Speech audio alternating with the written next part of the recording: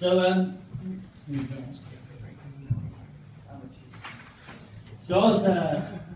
was chatting up a girl in a bar, and she was like, usual stuff. She goes, so what do you do? So I'm a comedian. Normally 2 reactions to this. Either, oh, tell us a joke, at which point you freeze, she don't talk to you again, you don't pull, whatever. Or, alright, comedian, okay, I go and talk to a guy with a real job, and you don't pull, but that's fine, absolutely fine. Not this girl. This girl said, I said I'm a comedian. She goes, no. I said, what? She goes, no. I said, yeah, I'm a comedian. She goes, no. I was like, now this girl is obviously mental, that's fine, we can say that, no issue. But my issue was, she said no so many times that not only did I start to doubt the fact that I was even a comedian, or even a human being, I mean, I had an existential crisis. I was like, why are we here? What's the meaning of life? This girl had bored her way into my mind, and that's why I didn't pull, but that's okay. Not an issue at all.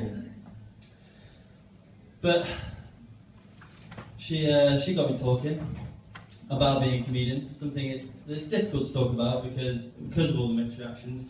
Worst thing about being a comedian is tailoring the jokes to the audience that you have in front of you. And I got this quite wrong the other day.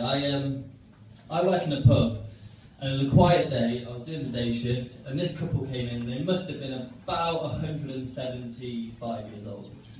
And they walked up to the bar, and she's like, oh, I've got a headache. I was like, oh, I'm sorry to hear that. She goes, oh, I'd just like a cup of tea, please.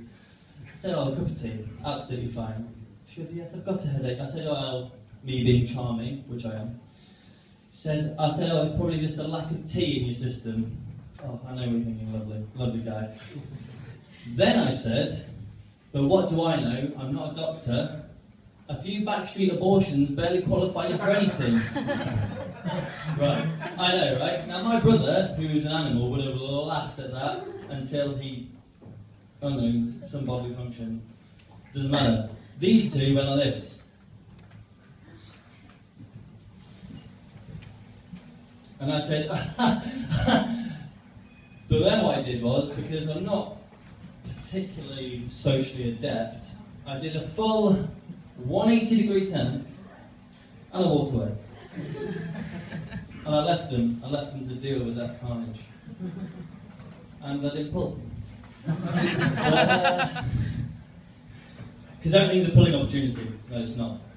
Sometimes you just have to wait. Thank you, one person. But I've forgotten my last joke.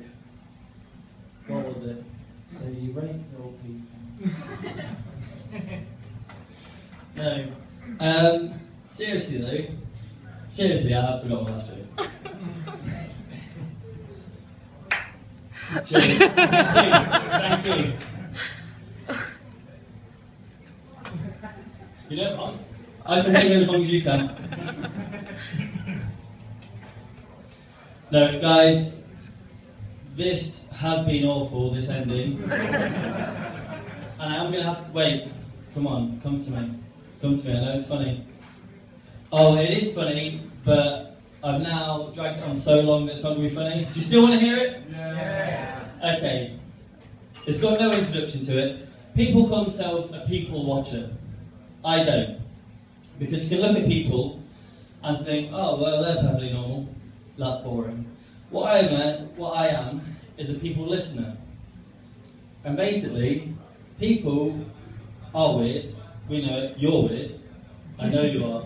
Yeah, you're nodding. I'll give you an example. I walked out of said pub that I work in the other day. I walked onto Borough High Street, London Bridge, really busy. I walked out onto the street, and there's this guy there, middle-aged, normal guy, nice suit, shaved head, talking on the phone. As he walked past me, this is all I heard. I'm not a paedophile, but... you should never follow the phrase, I'm not a paedophile with but. Okay, well, in fact, you should never really be saying I'm not a paedophile unless you're a paedophile, in which case it's best to like argue against it. But that whole overhearing thing, I was on the train the other day, and as I was getting off, I could just hear the end of this guy's conversation. Could have been the middle, probably the end. And this is all I overheard. Bear in mind, you only ever hear 50% of the phone conversation. He was about 30, normal-looking guy again, and he's going, "No, flaps! Flaps! I said flaps! No, flaps!" And I was like, all I could think of the other half of the conversation was that person going, "Baps! No, maps! No, zaps!" Thought, yeah, another ludicrous person. But this person, this guy who was saying flaps, he should have been a politician or something, because I was convinced, I was sold. I walked off the train and I thought, you know what? Yeah, flaps. Yeah. Ladies and gentlemen, thank you for sticking with that. You've been excellent. Thank you.